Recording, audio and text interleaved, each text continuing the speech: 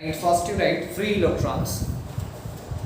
Right, in metals, the electrons in the outer shells, are loosely bound. In metals, the electrons in the outer shells are loosely bound to the atoms.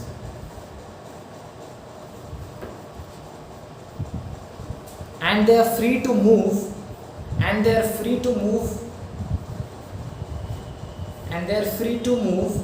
easily within the metal surface,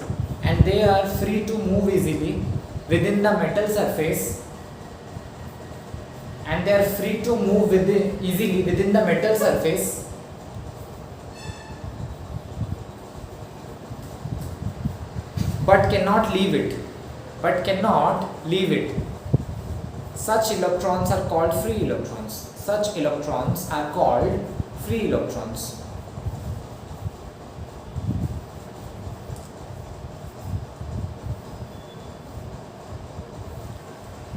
Next, write electron emission. Next लिखो electron emission.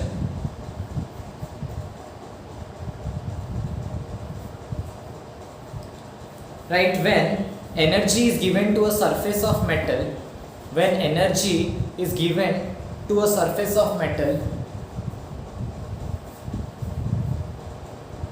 more than its work function, when energy is given to the surface of a metal more than its work function, then the electrons overcome the attractive pull of the metal surface.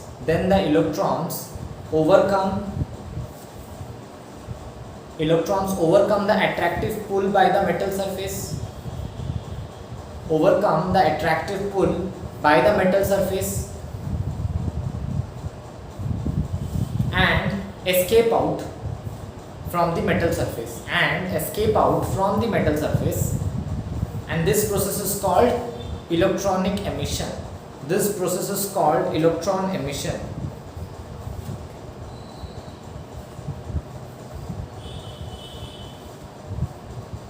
Right. After that, write work function.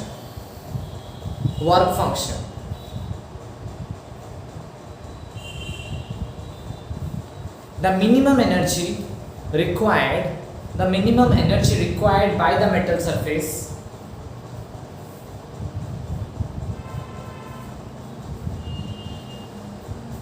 so that an electron overcomes the attractive pull of the surface,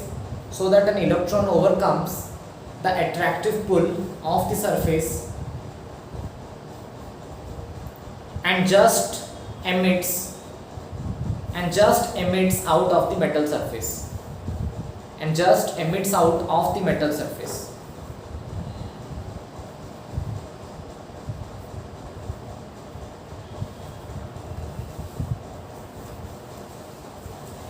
Next heading though, processes in which electron emission is possible.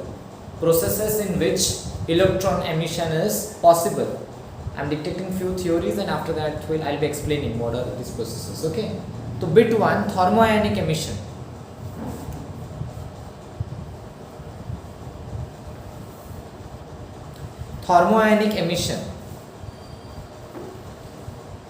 Right, when heat is given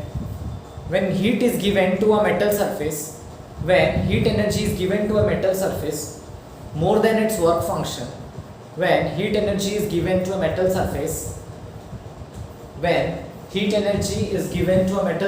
more than its work function,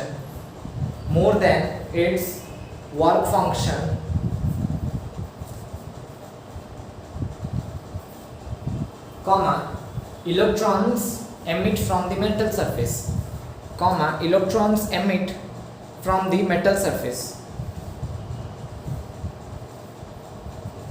and the process is called thermionic emission.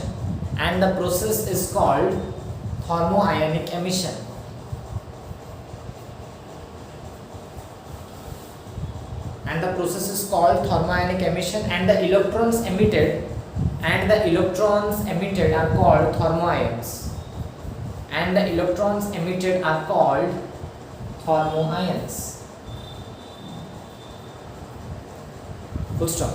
इसमें एक चीज लिखो, the number of thermoions emitted depends on the temperature of the metal surface.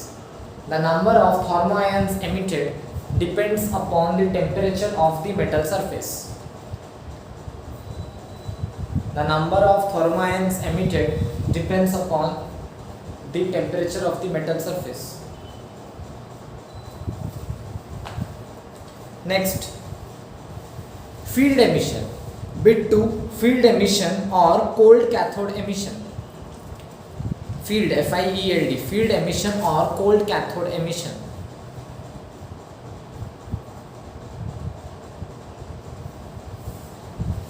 Right, it is a phenomenon of emission of electrons. It is a phenomenon of emission of electrons. It is a phenomenon of emission of electrons from the surface of a metal,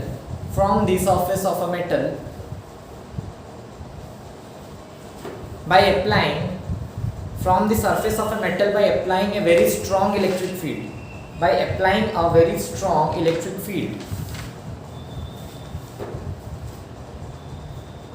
equals to very strong electric field equals to इस तरह का लिखना है, approximately equal to, ये symbol similarity का symbol देते हो ना, approximately equal to 10 to the power 8 volt meter inverse,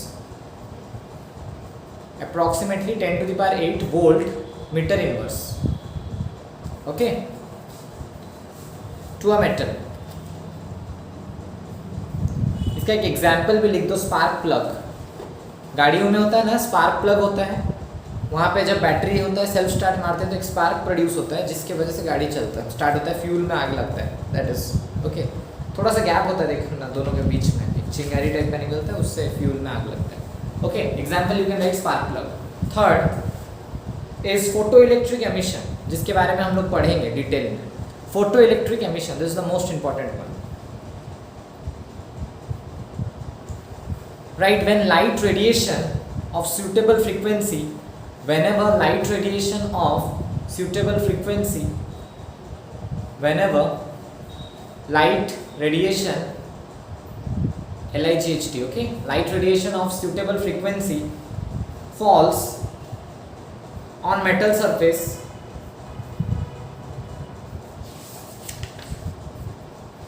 and the energy is supplied, and the required energy is supplied to the free electrons by the photons, and the required energy is supplied to the free electrons by the photons.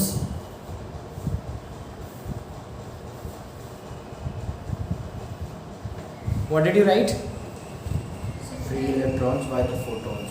By the photons, then the free electrons get emitted, and this process is photoelectric effect. Then the free electrons get emitted,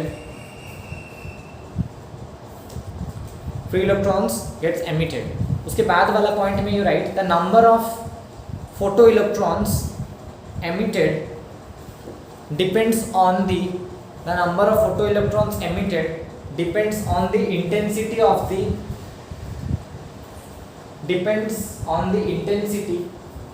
the incident radiation, depends on the intensity of the incident radiation, intensity of the incident radiation, okay.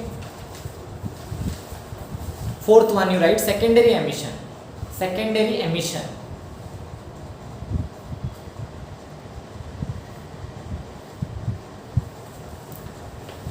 Right, it is a phenomenon of emission of electrons. It is a phenomenon of emission of electrons from the surface of metal. It is the phenomenon of emission of electrons from the surface of metal in large number, when fast moving electrons, bracket में लिखना primary electrons, when fast moving electrons, in bracket you write primary electrons or other particles strike the metal surface,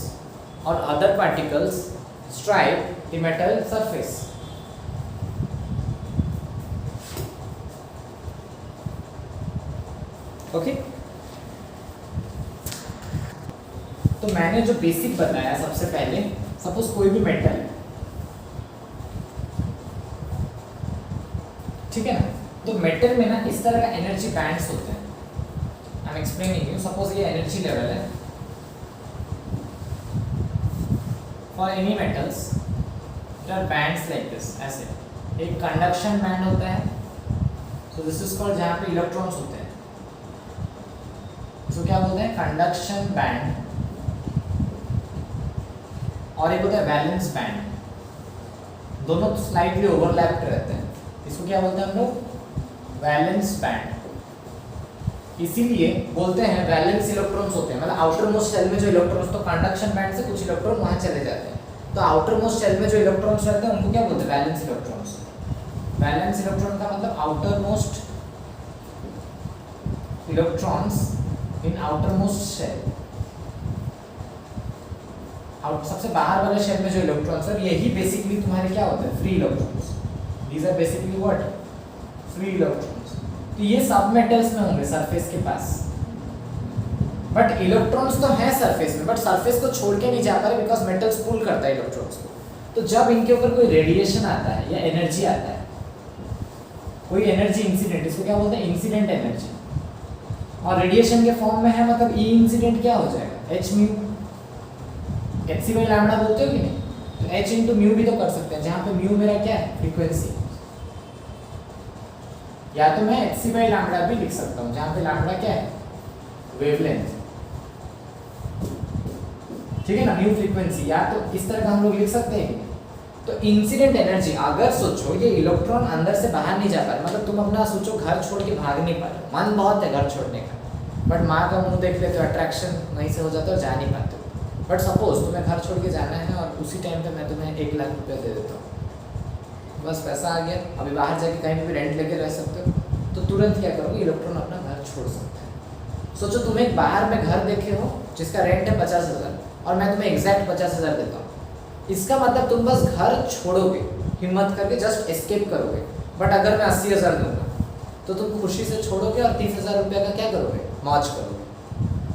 80,000 में से 50,000 लगा just घर छोड़ने के लिए, क्योंकि एक घर छोड़ोगे तो कोई दूसरी जगह पे रहोगे भी ना, तो जस्ट छोड़ने के लिए 50,000 काफ़ी है, बट मौज करने के लिए 80,000, तो मौज जो है एक्स्ट्रा 30,000 का मौज होगा, समझ गए ना, लाइक दैट काइंड ऑफ। तो whenever energy is incident and it is more than work function, अगर incident energy more than work function होना चाहिए, ग्रेटर देन क्या होना चाहिए, वर्क फंक्शन। वर्क फंक्शन का मतलब द मिनिमम एनर्जी, सबसे कम कितना पैसा मिलने से तुम घर छोड़ोगे, the minimum energy required to just escape out, घर से बाहर जाने के लिए या सरफेस।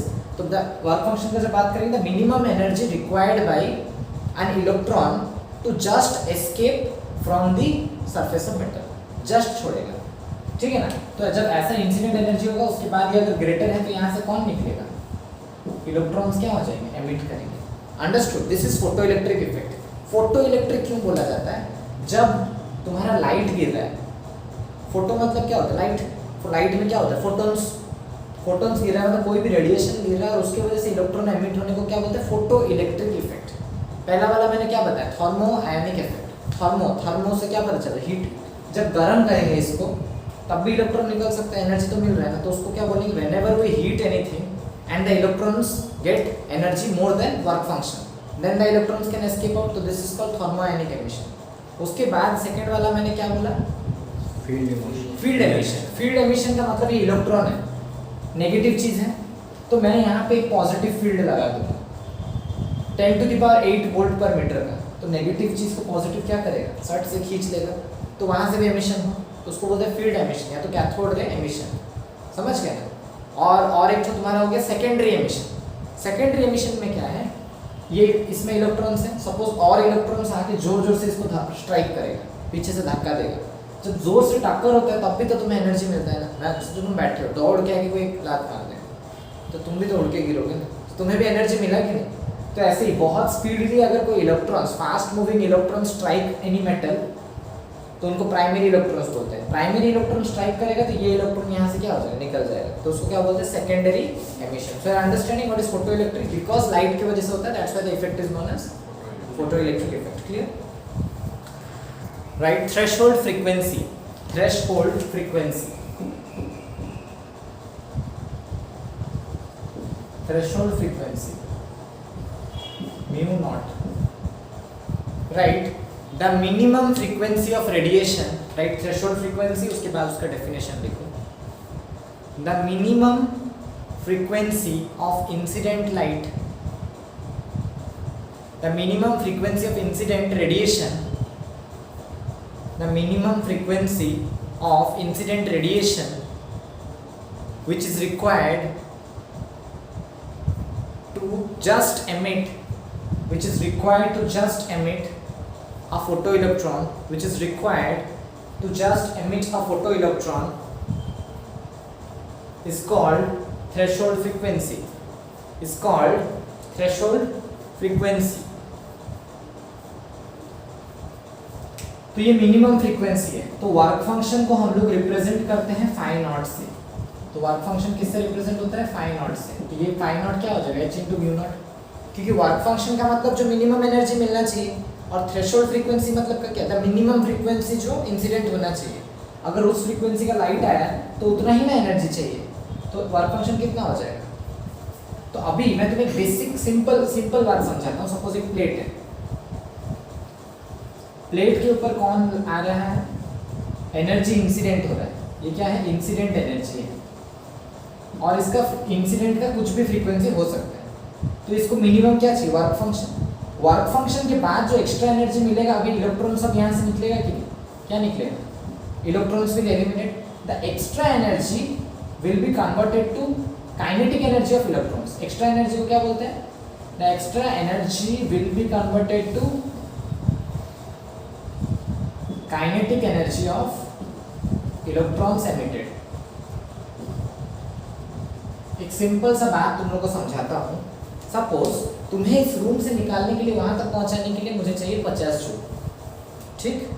मैं अगर 50 जूल दूंगा तो खींच के वहां तक लाके रखूंगा। अगर मैं 80 जूल यूज करूंगा तो पूरा धक्का, तो 30 जूल से तुम क्या धक्के के साथ बाहर जाओगे। अगर 100 जूल दूंगा तो बैल्कनी तक पहुंच जाओगे, और अगर 500 जूल दूंगा तो सीधा बैल्कनी से नीचे, उतना धक्का। क्योंकि 50 लगा यहाँ से यहाँ तक जाने के लिए, तो एक्स्ट्रा 450 क्या हो जाएगा, तुम्हारे काइनेटिक एनर्जी में कन्वर्ट होगा कि नहीं। तो लॉजिकली स्टेटमेंट क्या समझ में आता है, फोटो इलेक्ट्रिक इक्वेशन जिसको कहते हैं, क्या बोलते हैं, फोटो इलेक्ट्रिक इक्वेशन।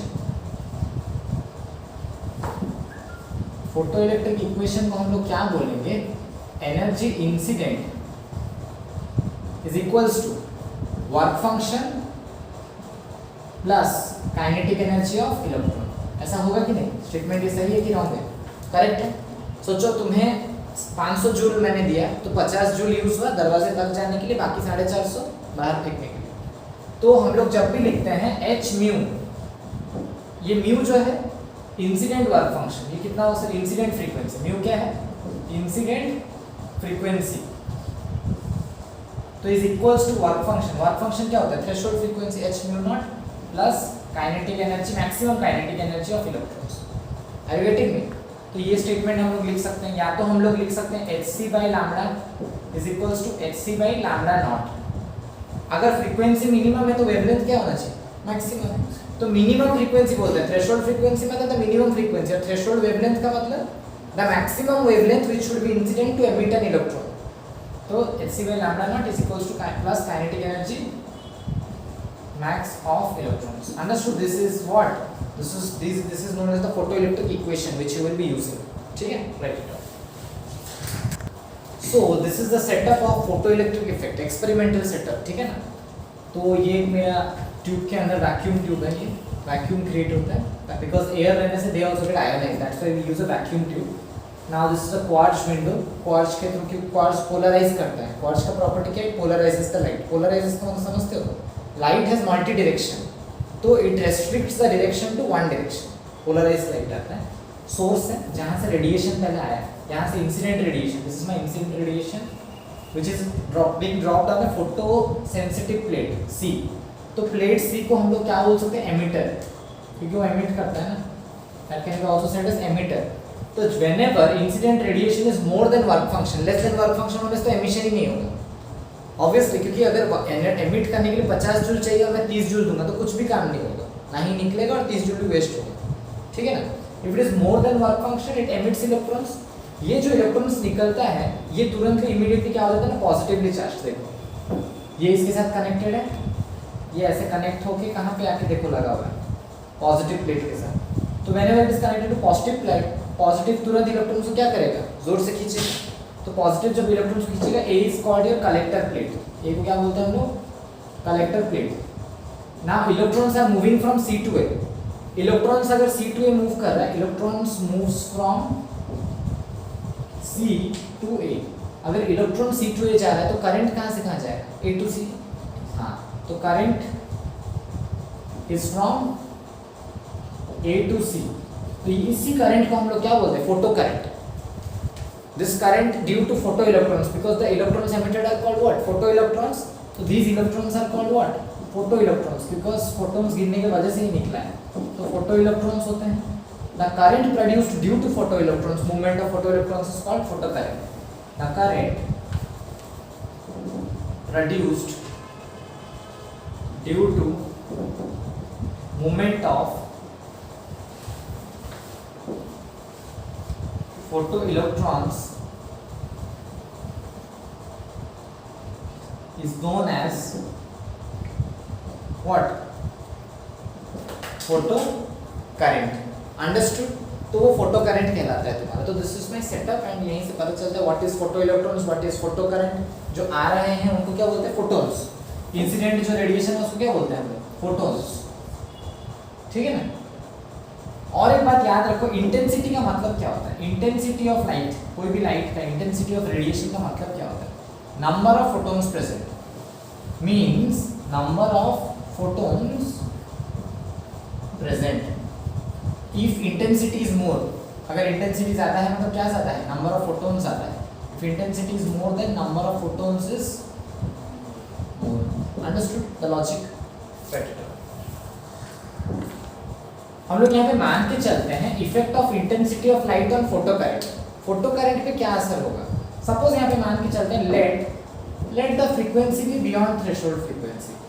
मान ली frequency be beyond threshold frequency. Threshold frequency से ज़्यादा है मतलब क्या है, डेफिनेटली एमिशन हो रहा है। थ्रेशोल्ड फ्रीक्वेंसी ज़्यादा होने से डेफिनेटली एमिशंस बढ़ेगा। और हमेशा याद रखो, for one photon one photo electron is emitted. For one photon one photo electron is emitted. मतलब मैं तुम्हें समझाता हूँ इसका मतलब क्या है, ठीक है। सपोज अभी थोड़ा सा समझो, वर्क फंक्शन है 50 जूल, ठीक है। अभी मैं वर्क फंक्शन 50 जूल ही है, मैं यहाँ पे लिखता हूँ incident energy incident of photon,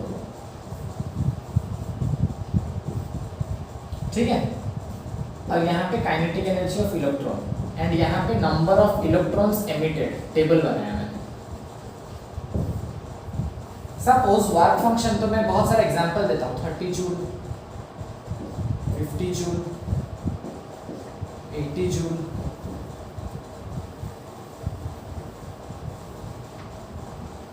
200 joule, 250 joule, ठीक है। और मैं 30 जूल का 1 फोटोन इंसिडेंट, 1 का मतलब ब्रैकेट में जो है means number of photons incident, x जो है नंबर ऑफ फोटॉन्स इंसिडेंट। तो पूरा फंडा क्लियर हो जाएगा, देखो समझो। यहाँ पे एक ही फोटोन इंसिडेंट है, यहाँ पे 3, ठीक है, यहाँ पे 2, यहाँ पे 5, यहाँ पे 3, ऐसा दिया है। तो पहला केस में एनर्जी कितना है फोटोन का, 30 जूल। वर्क फंक्शन यहाँ पे 50 जूल है, यहाँ पे 60 जूल, यहाँ पे 80 जूल, यहाँ पे 100 जूल, यहाँ पे 50 जूल मैंने दिया है। अब बाकी दोनों को हमें भरना है, ठीक है। हमें एक चीज पता है, energy incident is equals to work function plus kinetic energy of electron. ये लॉजिक हमें पता है। ये कौन सा इक्वेशन है? Photo electric equation. अभी देखो एक फोटोन आ रहा है 30 जूल का, 30 जूल का हमें एनर्जी मिल रहा है, बट वर्क फंक्शन कितना है? 50। उससे कम है कि ज़्यादा है? कम है। ज़्यादा कैसे है? अरे वर्क फंक्शन मतलब मिनिमम एनर्जी जो चाहिए, जितना मिनिमम एनर्जी चाहिए उतना मिल रहा है क्या? नहीं मिल रहा है। सोचो हमें डोर तक पहुंचने के लिए किक चाहिए 50 जूल का, बट हमें 30 जूल का किक मिल रहा है, एक किक तो एमिट हो पाएगा, डोर तक पहुंच पाएंगे क्या? नो। तो काइनेटिक एनर्जी ऑफ इलेक्ट्रॉन क्या होगा? जीरो। एमिशन ही नहीं हो रहा है, मतलब there is no photo electric emission, कुछ निकल ही नहीं रहा है, तो काइनेटिक एनर्जी जीरो। बहुत लोग यहाँ पे -20 लिख देते हैं, क्योंकि इंसिडेंट की जगह 30, वर्क फंक्शन की जगह 50 प्लस काइनेटिक एनर्जी। ये इक्वेशन तभी वैलिड है, वैलिड, ये वाला चीज याद रखना, valid only when EI is greater then W। ये हर टाइम पे वैलिड नहीं है। ये कब वैलिड है? When energy incident is greater then work function, तभी ये इक्वेशन वैलिड है। बहुत बार एंट्रेंस में भी क्वेश्चन दे देता है, इज इट ऑलवेज वैलिड? तो हम लोग आंसर क्या लिखेंगे? No, it is only valid when work greater than equal to work function. कब वैलिड है? When it is greater than और इक्वल टू वर्क फंक्शन। जब इक्वल भी हो जाएगा तब भी ये वैलिड है, बट लेस में वैलिड नहीं है, क्योंकि लेस में तो एमिशन ही नहीं होता है। फोटो इलेक्ट्रिक एमिशन होने से तो फोटो इलेक्ट्रिक इक्वेशन आएगा, अगर कुछ निकला ही नहीं तो इक्वेशन किसके लिए बैठे हैं? समझ गए? तो यहाँ पे बहुत लोग क्या लिख देते थे ना, पहले EI की जगह में 30, WF की जगह में 50, तो काइनेटिक एनर्जी क्या कर देते थे? -20। कभी काइनेटिक एनर्जी नेगेटिव सुना है जिंदगी में? हो ही नहीं सकता। Kinetic energy is always positive. तो ये zero. Number of electrons emitted, जितना फोटोन आएगा उतना ही इलेक्ट्रॉन निकलेगा। मैंने बोला था ना, एक फोटोन मतलब एक ही इंसान पे अप्लाई हो सकता है, ऐसे नहीं कि 2-3 पे। भले वो किक का इंटेंसिटी जितना भी ताकतवर हो, बट एक ही पे प्लस। तो नंबर ऑफ इलेक्ट्रॉन्स एमिटेड कितना होगा? 1। यहाँ पे देखो 50 जूल के 3 आ रहे हैं, बट वर्क फंक्शन कितना है? 60। तो वर्क फंक्शन से तो 50 जूल कम है ना, तो एमिशन होगा? No emission. हाँ कैसे? जीरो ही, एमिशन नहीं होगा। अच्छा, नंबर ऑफ इलेक्ट्रॉन्स एमिटेड में भी यहाँ पे क्या होगा? जीरो। एमिशन ही नहीं हो रहा है, तो इलेक्ट्रॉन्स कहाँ से एमिट होगा? इलेक्ट्रॉन एमिट होगा क्या? नहीं होगा। अंडरस्टूड? तो यहाँ पे भी 3 टोकर मत देखो, पहले देखो 50 जूल 60 से ज़्यादा है कि कम है? कम है। कम है तो निकलेगा ही नहीं इलेक्ट्रॉन, तो काइनेटिक एनर्जी क्या होगा? Zero. Number of electrons emitted भी क्या हो जाएगा? जीरो। अभी 80 जूल का है, 80 जूल का किक मिल रहा है और 80 जूल ही है वर्क फंक्शन, तो हाँ निकलेगा, जस्ट निकलेगा, बट कोई काइनेटिक एनर्जी होगा? नहीं, because 80 is equals to 80 plus kinetic energy. तो काइनेटिक एनर्जी कितना होगा? Zero. Kinetic energy of electron कितना है? जीरो। बट कितने दो इलेक्ट्रॉन्स निकलेगा? 2 इंसिडेंट हुआ है फोटॉन्स, तो 2 ही इलेक्ट्रॉन्स निकलेगा। ठीक है, 200 जूल का 5, 200 जूल 100 जूल से ग्रेटर है? हाँ है। तो 200 is equals to 100 plus kinetic energy, तो काइनेटिक एनर्जी कितना हो गया? 100। तो काइनेटिक एनर्जी ऑफ इलेक्ट्रॉन्स यहाँ पे क्या हो जाएगा? 100 जूल। बट निकलेगा कितना? 5 ही निकलेगा। बहुत लोग क्या सोचते हैं ना, 200 × 5 1000, तो 1000 को 100 से डिवाइड कर देते 10 तो निकलेगा बोलते हैं। ऐसा नहीं है, जितना फोटोन आएगा उतना ही फोटो इलेक्ट्रॉन निकलेगा, बट उसके लिए भी क्या होना चाहिए? Energy should be greater than work function. यहाँ पे 250 और ये 50 ग्रेटर है, तो कितने का काइनेटिक एनर्जी? 200 जूल। बट 3 आया है तो कितना निकलेगा? तो पूरा फंडा क्लियर। अभी ये जो नंबर है ना 13253, ये इंटेंसिटी कहलाता है। तो this thing is known as what? Intensity. और ये जो एनर्जी है ना, एनर्जी इंसिडेंट, याद रखो, एनर्जी जो इंसिडेंट है वो किस पे डिपेंड करता है? Depends on frequency. क्या है? Depends on. तो फ्रीक्वेंसी को बढ़ाने से फोटो करंट बढ़ रहा है क्या? नहीं। फ्रीक्वेंसी बढ़ाने से ताकत खाली बढ़ रहा है। फ्रीक्वेंसी को मैं 250 कर दिया तो फोटो इलेक्ट्रॉन तो 3 ही निकला ना, 3 के लिए 3। तो ये चीज किसके ऊपर डिपेंड कर रहा है? हाँ, फोटॉन्स के ऊपर। तो फोटॉन्स कौन है? इंटेंसिटी। तो number of photo electrons depends on what? Intensity.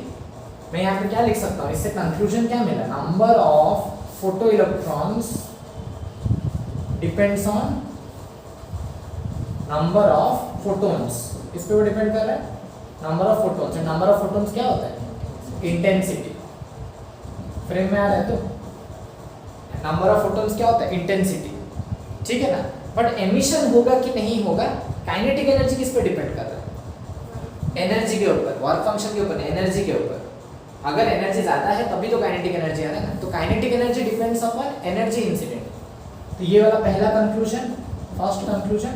Second conclusion क्या होता है, kinetic energy depends on what, energy incident, यानी कि फ्रीक्वेंसी ऑफ इंसिडेंट रेडिएशन। तो सीधा सीधा बात है, काइनेटिक एनर्जी किस पे डिपेंड करता है, फ्रीक्वेंसी के ऊपर। जितना ज़्यादा फ्रीक्वेंसी उतना ज़्यादा काइनेटिक एनर्जी। बट इंटेंसिटी किसके ऊपर डिपेंड करता है, सॉरी फोटो करंट किसके ऊपर डिपेंड करता है, इंटेंसिटी। तो कभी भी फोटो करंट का बात आएगा तो किस पे डिपेंड करेगा, इंटेंसिटी। बट जब फ्रीक्वेंसी की बात आएगी काइनेटिक एनर्जी के साथ relation. Clear. Effect of potential on photo current मैंने बोला। थोड़े टाइम पहले जो सेटअप था उसके बारे में थोड़ा वापस सोचते हैं। ये एमिटर था, इसके ऊपर क्या हो रहा था, रेडिएशंस आ रहे हैं और यहाँ से क्या निकल रहा है, इलेक्ट्रॉन्स एमिट हो रहा है, ठीक है। और इन इलेक्ट्रॉन्स के पास क्या है, काइनेटिक एनर्जी है। तो हम लोग क्या लिखते थे, energy incident is equals to work function plus kinetic energy max. तो यहाँ पे एक टर्म इंट्रोड्यूस होता है, स्टॉपिंग पोटेंशियल। क्या इंट्रोड्यूस होता है, stopping potential, Vs। Stopping potential क्या होता है, the minimum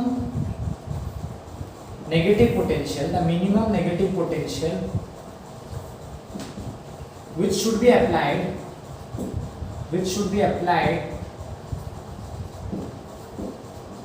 on the collector plate।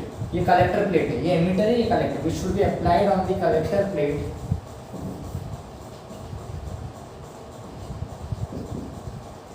which should be applied on the collector plate to just stop the electron from reaching it, to just stop the electron या photo electron from reaching it, ठीक है ना। इसका मतलब जब electron आ रहा है इसको भी नेगेटिव होना पड़ेगा। नेगेटिव होने से क्या करता है, नेगेटिव नेगेटिव को क्या करता है, रिपेल। नेगेटिव नेगेटिव को क्या करता है, repulsion. Electrons are negative, electrons एक स्पीड के साथ उसके पास आ रहे हैं। अगर इसको भी मैं नेगेटिव पोटेंशियल दे दूंगा तो इलेक्ट्रॉन को ये रोकेगा रिपल्शन के चलते।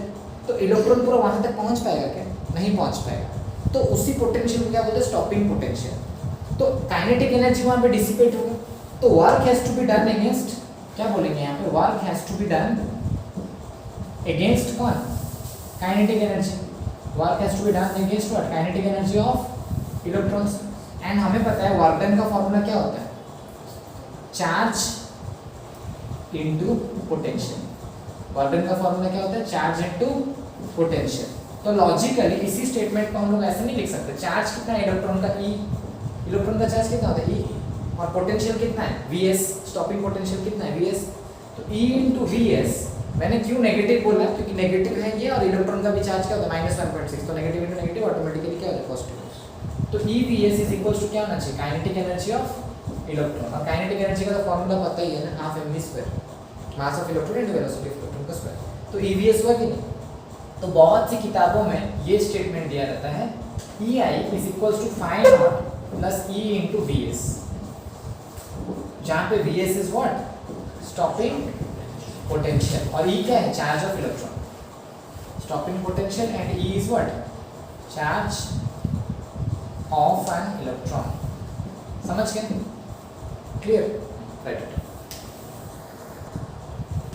नाउ मैं तुम्हें बताऊंगा कि क्या होता है, कैसे होता है। इंटेंसिटी के साथ सैचुरेशन करेंगे।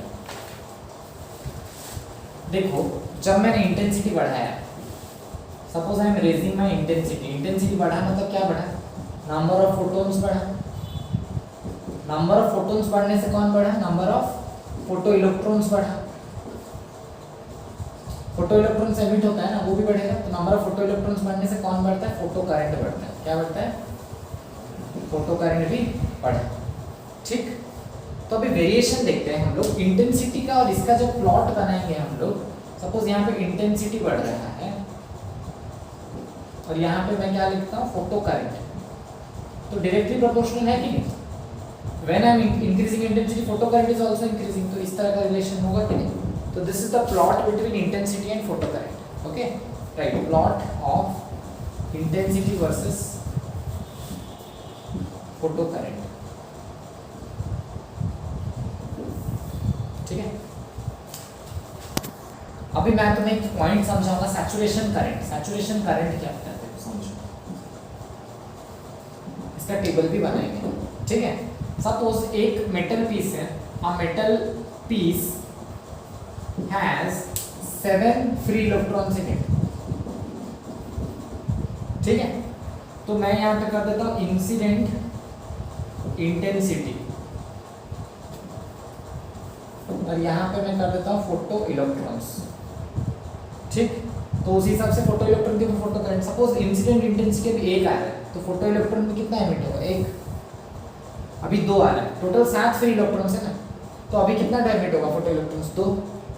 वैसे ही बढ़ते बढ़ते सोचो 5, इंटेंसिटी 5 है, मतलब 5 फोटोन्स आ रहे हैं। इंटेंसिटी का मतलब क्या होता है? फोटोन्स ही तो होता है। 5 फोटोन्स अगर आ रहे हैं तो कितना निकलेगा? 5। मैं मान के चल रहा हूँ it is greater then work function. Assumption क्या है यहाँ पे? एजम्पशन मेरा है कि एनर्जी जो इंसिडेंट है वो ग्रेटर देन वर्क फंक्शन है, नहीं तो एमिशन कहाँ से होगा? हो रहा है, फोटो इलेक्ट्रिक इफेक्ट हो रहा है। जब ये 6 होगा तो ये भी 6, जब ये 7 होगा तो ये कितना? 7, जब ये 8 होगा तब क्या होगा? 7 ही होगा। 0 कैसे होगा? 7 ही ना। अरे जितना ना फोटोन्स आ रहा है उतना ही ना फोटो इलेक्ट्रॉन निकलेगा, तो एक फोटोन के लिए 1 इलेक्ट्रॉन निकल रहा है, फिर और एक फोटोन एक किक में और एक आदमी निकला, टोटल में 7 ही फ्री इलेक्ट्रॉन्स थे। तो अभी मैं जब 8 किक दूंगा, लोग तो 7 ही है ना, उसके बाद तो आदमी नहीं निकालने के लिए। सोचो ये 9 हो गया, तब भी ये कितना होगा? ये 10 भी हो गया, तब भी क्या होगा? 7। तो ये पॉइंट को हम लोग यहाँ पे जब मैक्सिमम लेवल पे पहुंच जाता है ना, उसके बाद करंट क्या हो जाता है? फिक्स। तो इस वैल्यू ऑफ करंट को हम लोग क्या बोलते हैं? Saturation current. एक पॉइंट आता है, we increase the intensity, intensity जैसे बढ़ रहा है करंट भी बढ़ेगा, but after a certain moment जितना फोटो इलेक्ट्रॉन था सारा ही निकल गया, उसके बाद तुम इंटेंसिटी कितना भी बढ़ा लो, करंट कितना रहेगा? उतना ही सेम रहेगा। So that value of current when current becomes constant, although I am increasing the potential या इंटेंसिटी, उस सिचुएशन को क्या बोलते हैं? Saturation current. So current value increases, कभी भी पूछेगा what happens when you increase intensity? When I increase intensity, photons will increase, as a result of which photoelectrons will increase, as a result of which photocurrent will increase. But after a certain moment, photocurrent becomes constant, which is known as saturated current. तो अभी इसके ऊपर हम लोग graph बनाएंगे. Write this one first. I'll be explaining in the graph. अभी हम लोग क्या करेंगे? वेरिएशन ऑफ फोटोइलेक्ट्रिक करंट, हर जगह करंट के बारे में ही जानना है, वर्सेस पोटेंशियल, ये चीज हमें करना है ना, for different intensity but constant frequency. ये जो सबसे इंपॉर्टेंट बात है, कांस्टेंट है फ्रीक्वेंसी। तो सबसे पहला बात, फ्रीक्वेंसी अगर कांस्टेंट है तो क्या क्या कांस्टेंट रहेगा सब समझना पड़ेगा। अगर फ्रीक्वेंसी इज कांस्टेंट, ठीक है ना, इसका मतलब इट इंप्लाइज व्हाट? फ्रीक्वेंसी अगर कांस्टेंट है तो कौन? फ्रीक्वेंसी किसके ऊपर डिपेंड करेगा? काइनेटिक एनर्जी क्या आ जाएगा? Kinetic energy of equals to is equals to constant, and this implies what? क्या कांस्टेंट हो जाएगा तुम्हारा? Stopping potential constant. क्या हो जाएगा? Stopping potential is equals to constant, क्योंकि काइनेटिक एनर्जी इक्वल्स टू क्या था? ईवीएस नहीं था क्या? हमने तो निकाला था ना थोड़े टाइम पहले, kinetic energy was what? E into VS. E तो फिक्स रहेगा ना, तो काइनेटिक एनर्जी का कांस्टेंट हो गया तो वीएस भी क्या हो गया? कांस्टेंट, क्योंकि कांस्टेंट बाय इलेक्ट्रॉन का तो चार्ज फिक्स है 1.6 × 10⁻⁻⁰, तो वीएस भी क्या हो गया? कांस्टेंट। ठीक है, तो जब मैं प्लॉट बनाऊंगा तो यहाँ पे मैंने ले लिया है ऊपर की तरफ photo electric current, photo electric current. तो स्टॉपिंग पोटेंशियल तो नेगेटिव पोटेंशियल है ना, तो उसको हम लोग क्या कर लेंगे? Vs fix. तो इस तरफ मेरा इसको क्या बोलेंगे? स्टॉपिंग या रिटार्डिंग पोटेंशियल। स्टॉपिंग पोटेंशियल इस पॉइंट को, बट इस तरफ आएंगे तो क्या बोल सकते हैं हम लोग? Retarding potential. और उस तरफ जब जाएंगे तो कलेक्टर पोटेंशियल, क्योंकि कलेक्टर को ही तो देते हैं ना जो भी देते हैं, कलेक्टर वाले प्लेट को ही तो पोटेंशियल देते हैं ना जो भी देना है, तो कलेक्टर पोटेंशियल। बट यहाँ पे देखो, बट फॉर डिफरेंट इंटेंसिटी, क्या बोल रहे हैं डिफरेंट इंटेंसिटी, मैं 3 इंटेंसिटी लेता हूँ बिकॉज क्या मेंशन किया है डिफरेंट इंटेंसिटी, ठीक है ना। मैं कैपिटल आई को रिप्रेजेंट करता हूँ इंटेंसिटी एंड स्मॉल आई को रिप्रेजेंट करता हूँ करंट, या जो कि फोटो करंट। डिफरेंट इंटेंसिटी तो मैं सपोज मान लेता हूँ 3 इंटेंसिटी लिया, suppose I am taking I1 greater than I2 greater then I3, तो किसका इंटेंसिटी ज्यादा है, पहला intensity greater than second intensity greater than third intensity. अगर इंटेंसिटी ज्यादा है तो क्या ज्यादा रहेगा, फोटोन ज्यादा।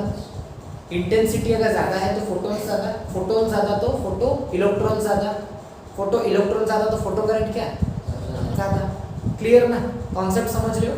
मैं यहाँ पे लिखूँ क्या, मैं मतलब क्लियर लिख रहा हूँ, इंटेंसिटी अगर ज्यादा तो कौन ज्यादा, फोटोन्स ज्यादा, फोटोन ज्यादा तो उससे निकला कौन, फोटो इलेक्ट्रॉन ज्यादा, फोटो इलेक्ट्रॉन ज्यादा तो फोटो करंट भी ज्यादा, क्योंकि इलेक्ट्रॉन के ऊपर तो डिपेंड करता है ना करंट, जितना इलेक्ट्रॉन जाएगा करंट उतना ऑपोजिट में आएगा, ठीक।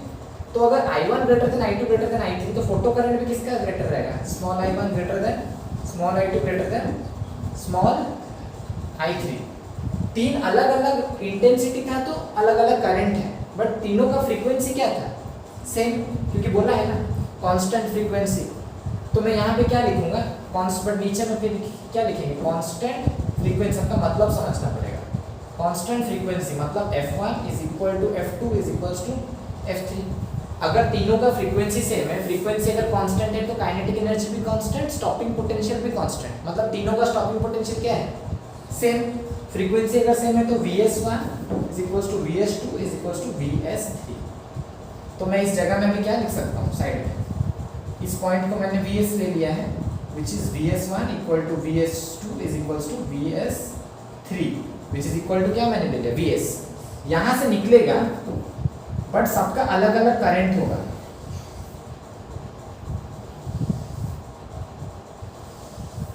इस तरह का होगा कि नहीं।